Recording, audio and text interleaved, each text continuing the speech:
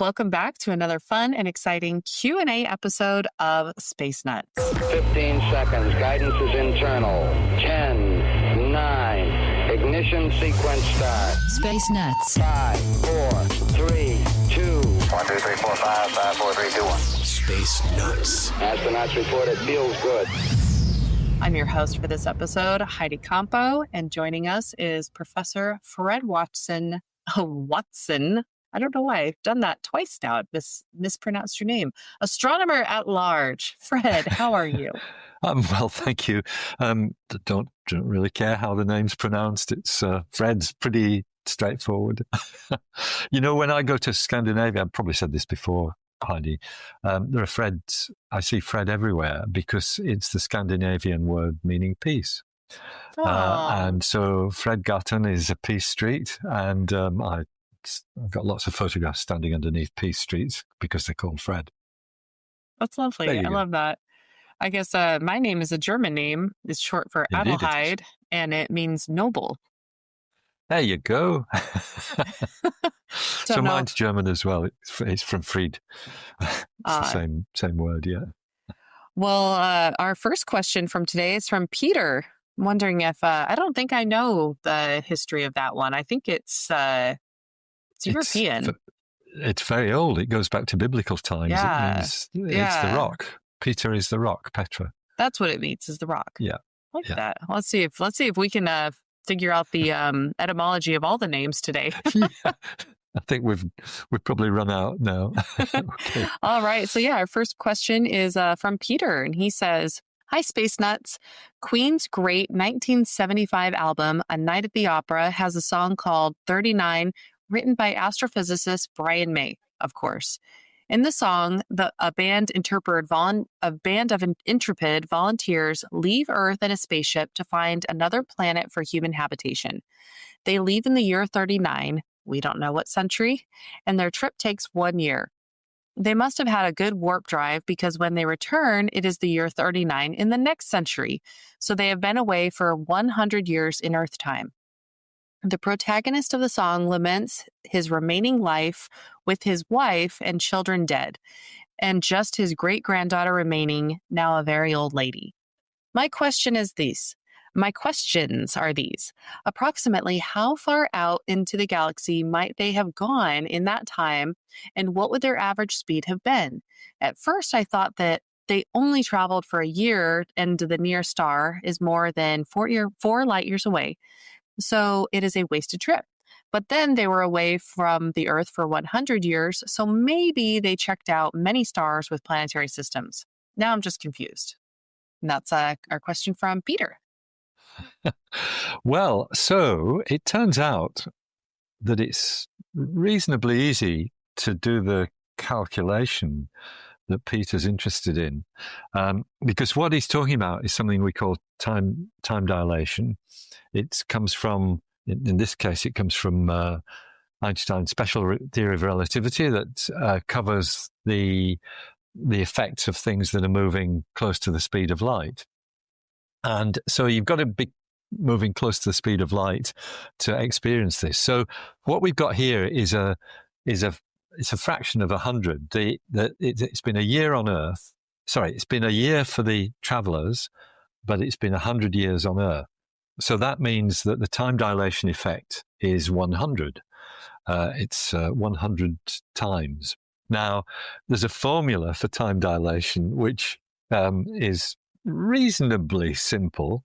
I'll just quote it since I learned it in relativity 100 years ago. The time dilation is, and it's a fraction, it's 1 over the square root of 1 minus v squared over c squared, where v is the velocity that you're traveling at and c is the velocity of light. So it's a relatively straightforward formula.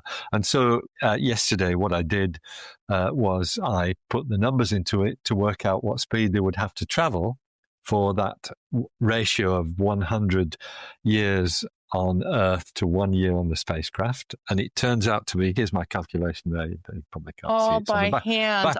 Back of an envelope. Goodness, Fred.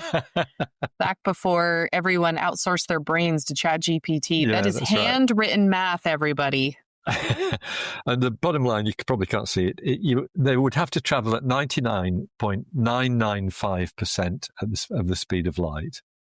So 99.995% of the speed of light. If you travel for a year, then on Earth, you've got 100 years elapsed. Now, that probably means that they went out for 50 light years and then came back again. So they could have visited many stellar systems in that time, although they wouldn't have seen much of it going past them at 99.995% of the speed of light. So, yep, that's the answer. Check it out. You can look up time dilation on the web and you'll find all the formulae there. And that's the easy, it's a relatively easy question to answer. So, Peter, thank you for getting my brain working on these questions again, because I appreciate that. And I've always thought it was a good thing to have at the back of your mind, the relativistic time dilation of travel near the speed of light, just in case you ever find yourself doing that. Fred, I am tickled at the amount of times you said easy and time dilation equation in that answer. I think you used the word "this is easy" or the phrase "this is easy" at least 2 or maybe 3 times. So that's just, I don't know if I need to work on my math skills or if you're just that brilliant, but that was, that's adorable. It's a lot easier than some of the ones I used to stumble over back when I was,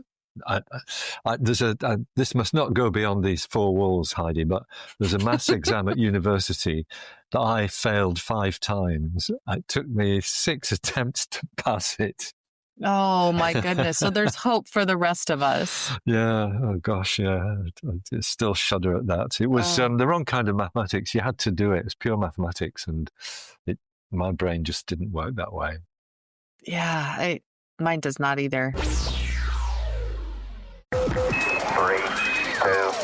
1. Space nuts. Well, our next question is from Trent, and this is an audio question that we're going to queue up and we're going to play for you right now. Hello, Heidi and Professor Watson. My name is Trent. I'm from North Georgia, USA, and I had a question in reference to Ben's question from Northwestern University in episode 530. I was wondering how an observatory could view something that's already happened. For example, in his question, he asked about an observatory turning to look at a source of gravitational wave. And I was thinking, since gravitational waves move at the speed of light, and the light from that source is also moving at the speed of light, after the gravitational wave observatory has already observed the phenomenon, how can a radio observatory or a light observatory observe the same phenomena, since the other waves would have already passed us? So, hope this question piqued your interest. I would love to hear the answer, and y'all have a wonderful time. I love your show. Never miss an episode. Y'all are fantastic. Bye-bye. That was sweet. Thank you so much, Trent. That was wonderful.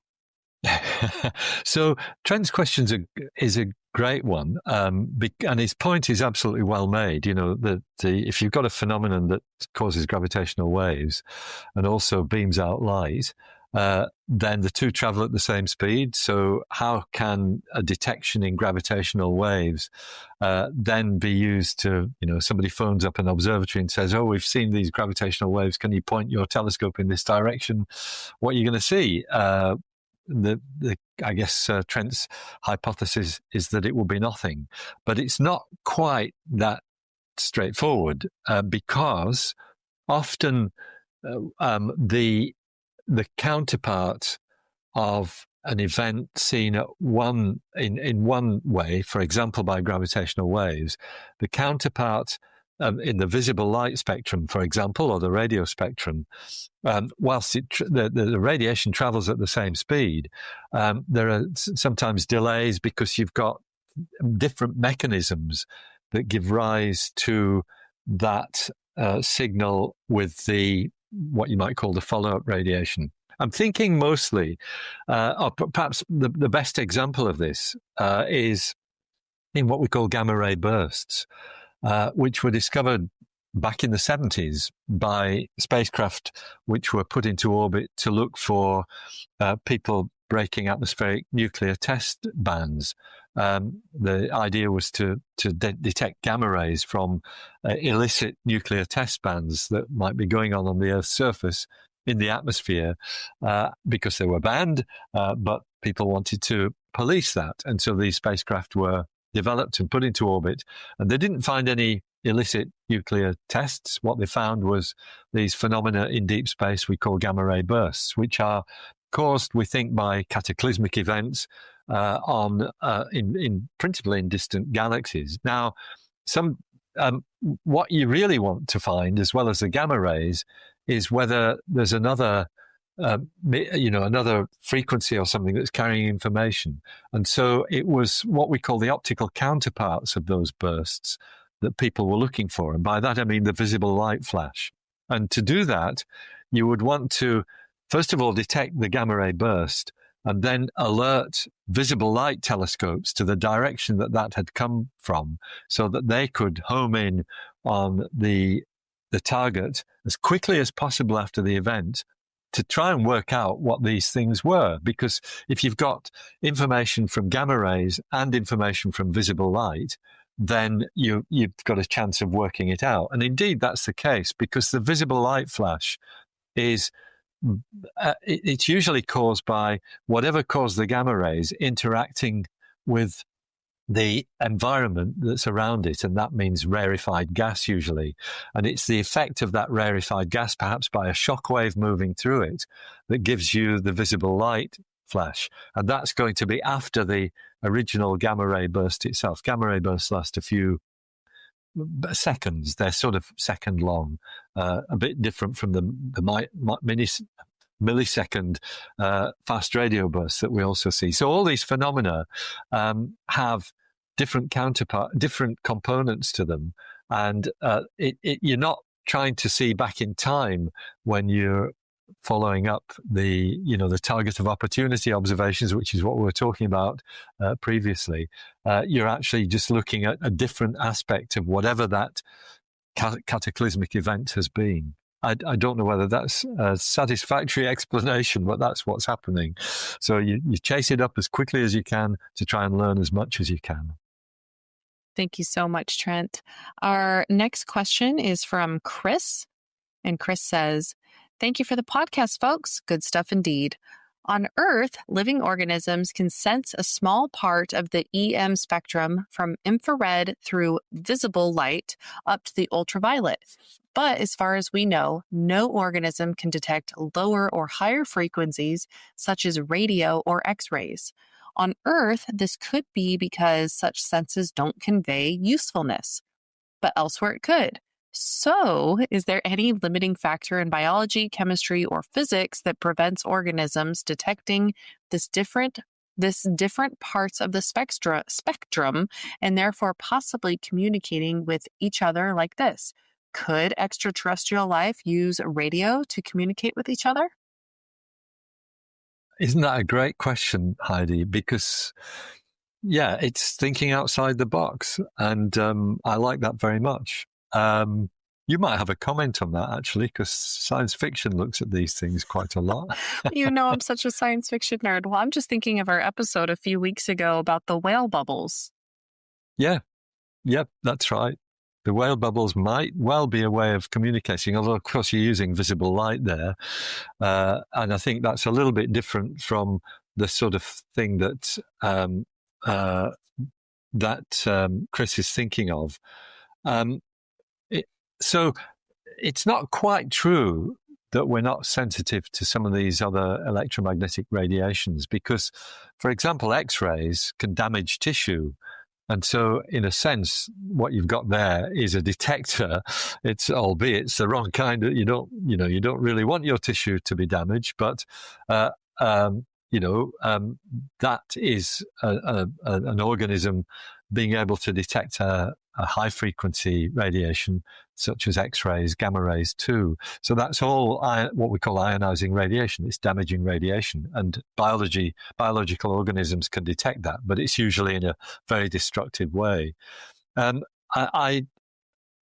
been many experiments done and tests done to see whether the radiation emitted by mobile phones has a damaging effect on people's well-being. And the evidence that I've read is that no, the radiation levels are too low to have any kind of effect. But I think higher intensities, and I'm thinking now of microwaves.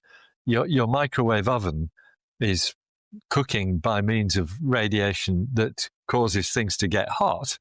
And if you flood your brain with that, it's going to get hot. And in fact, and it was Andrew Dunkley who told me this because I didn't know, the way your microwave does 4 or 5 beeps at the end of every cooking session when it reaches the prescribed time is not just for fancy music. It's to give you a few seconds for the microwaves inside it to settle down before you open the door. Oh, my goodness. Irradiate yourself with microwaves. So I always thought I was terribly clever because I always would try and time it. So I open the door right before the beeps go off. So I've just been cooking myself with radiation every time That's I right. did that. Yeah. Yeah. So I think the bottom line here is that it is possible to imagine that there could be ways in which extraterrestrial species might be able to communicate by using these different electromagnetic frequencies in a way that we haven't thought of. And that's, I suppose, one of the other things that leads us to that movie that both you and I have raved about, Arrival. Yeah, that you're looking for. You've got to think outside the box as to how you might communicate with extraterrestrial organisms and whales too. I think blowing bubble rings is a great way of thinking outside the box or outside the ring. Well, I mean, just communication is so interesting in general. I don't know the exact percentage. I want to say it's somewhere in the 80s, but we'll just say for discussion's sake that 80% of our communication is nonverbal. I have a patient that I work with who had a TBI and he can't talk, but he says so much. I work as a graduate assistant research coordinator at a university, and I'm always telling all the new students who are coming in and working with him, I'm like, he says a lot. You just have to learn to listen better because he communicates with you like you wouldn't believe. We can have full conversations with just the movements of his eyebrows and his expressions and gestures. And it's really amazing. So I like this about communication. And who knows, maybe there's some rock creatures out there that their shells are thick enough that radio frequencies would be good. What was that movie about the military kids who go to space? Gosh, it's a little bit of an older one. I can't think of the title right now, where they're fighting the bugs in space. Okay. I so seldom watch science fiction movies that I'm no use to you whatsoever. It was kind of a funny one. 0G, and I feel fine. Space nuts. Yeah. Well, I guess that brings us to our last question from Martin. And this one is also an audio question. So I'm going to go ahead and queue up that last audio question from Martin now. Hello, Space Nuts. Martin Berman Gorvine here, writer extraordinaire in many genres, with a question that I know I've tried to ask before, and somehow it hasn't ever quite gotten through. And it's inspired again by your discussion of Titan in the latest episode that I'm listening to. Is there any reason to rule out the existence of moons with roughly the mass of the Earth orbiting gas giants, and we know some of those are quite a bit larger than Jupiter, in other solar systems. And if you could have an Earth mass moon, is there, again, in principle, any reason to think you could not have an Earth-like environment where life could evolve? Can't wait for the answer. And thanks for doing such a great job, including Heidi Campo, who is marvelous when she comes in instead of Andrew, though nobody can replace our Andrew. Martin Berman Gorvine, over and out. There you go. Oh, Martin, that was so sweet. We appreciate that so much. It is true. Nobody can replace Andrew. And I know I probably have been really not doing my job with the dad jokes, but I think I got my own brand of the sci-fi. By the way, that movie was called Starship Troopers. I had to just look it up because it was driving me nuts. It's a kind of a commentary on communism. Yeah. But yeah, great question, Martin. Let's let Fred take it away. As they always are. Thanks, Martin. Thanks for sticking in there with a question that we might have overlooked at some time in the past. I don't know how we managed that because it's a good question. And so I was thinking about this too, and I don't think there is any reason why you shouldn't be able to have an Earth-sized moon or satellite of a large gas giant. Because and in some ways you'd think it would be natural to do that. We see what we call super Jupiters, planets around other stars, exoplanets, which are bigger than Jupiter, not that much bigger, because if you go up to 13 times the mass of Jupiter, it's not a planet anymore. It becomes a brown dwarf star because you've got reactions that can take place, low-level nuclear reactions that can take place and mean that it radiates in the infrared. Jupiter itself radiates in the infrared too. It's got these low-level reactions, but it's not big enough to be a brown dwarf star. But if you had something with twice the mass of Jupiter, there's no reason why, as far as I can see, and I'm not a planetary scientist per se, but I do hang out with them, so I know the sort of things that they think about. I don't think there's any reason why you shouldn't actually manage to generate a large rocky planet, a large rocky moon, which was planet-sized from the same part of the swirling disk of gas and dust from which planets are formed. Some of my colleagues might correct me on that, but I don't think there is a limit. And in that regard, I don't think there's a limit as to whether such a planet or such a moon might actually be habitable. The only thing is, that most of these large Jupiters that we find in other solar systems are very close to their parent star, and so if you imagine. You've got a planet that goes around its parent star in just a few days. The moon would have to go around its parent planet quicker than that, or else all sorts of dynamic interactions would take place and it would probably lose its moon.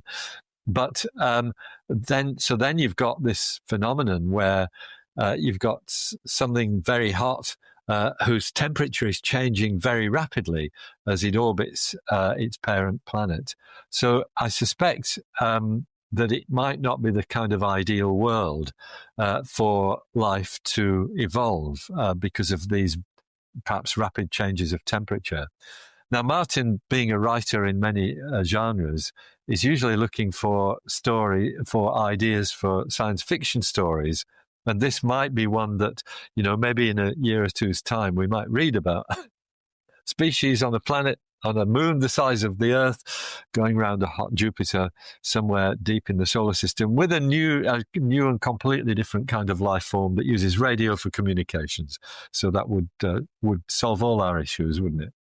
Well, the best writers, I think the best science fiction writers use fringe science. And I'm gonna butcher his last name. I always do. Michael Crichton.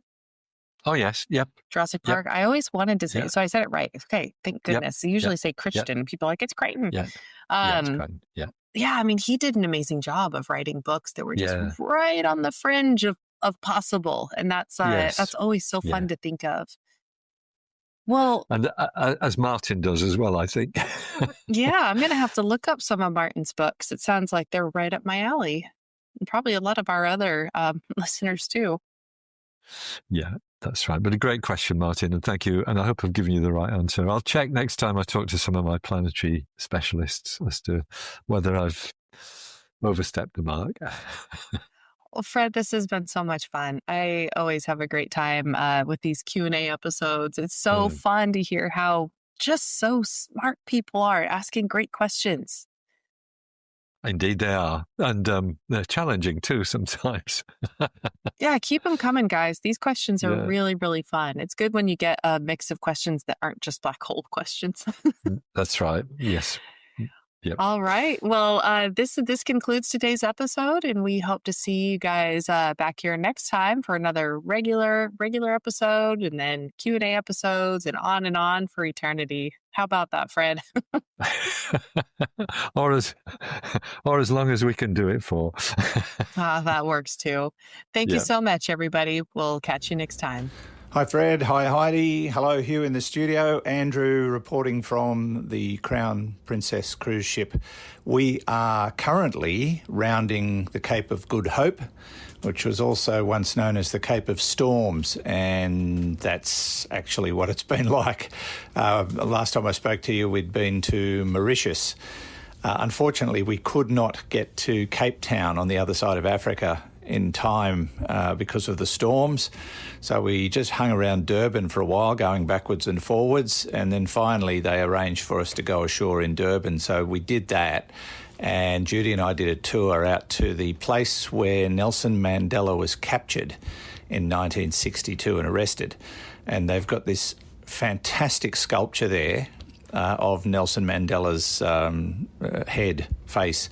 It's 50 metal poles that have been put in the ground, and they just look like, a bunch of poles sticking up out of nowhere. But when you stand on a specific spot, you can see his face. It is quite remarkable. And the museum there telling the life and times of the anti-apartheid movement, starting with Mahatma Gandhi, and then the formation of the ANC, the African National Congress, and ultimately the leadership of Nelson Mandela and him becoming president and wiping out apartheid. Fantastic place to visit if you ever get a chance. Really remarkable. I was also struck by how the landscape around Durban is so much like home. Grasslands and eucalypt trees, and it just looks so much like Australia with taller mountains compared to where I live in Dubbo. But we're just working our way around the Horn of Africa, due into Cape Town tomorrow morning. We'll spend a couple of days there, and we're going on a safari. So we're looking forward to that. It hasn't been too bad on board. The captain's taking his time so we don't get caught up in heavy swells. But right now it's looking very angry outside, and all the decks have been closed. So we're inside, staying nice and cool, nice and warm. It's pretty cold out there.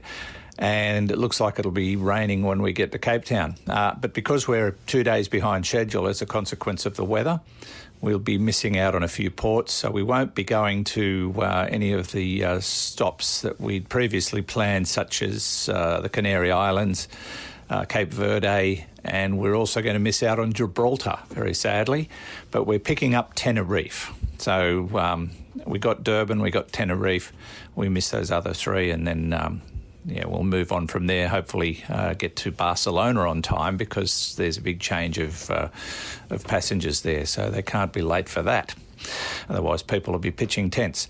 That's about it, I think. We're having a great time, feeling relaxed, and hope all is well with everybody on the Space Nuts team and the audience around the wider world. If you're anywhere where I'm stopping, maybe you can wave if you're close by.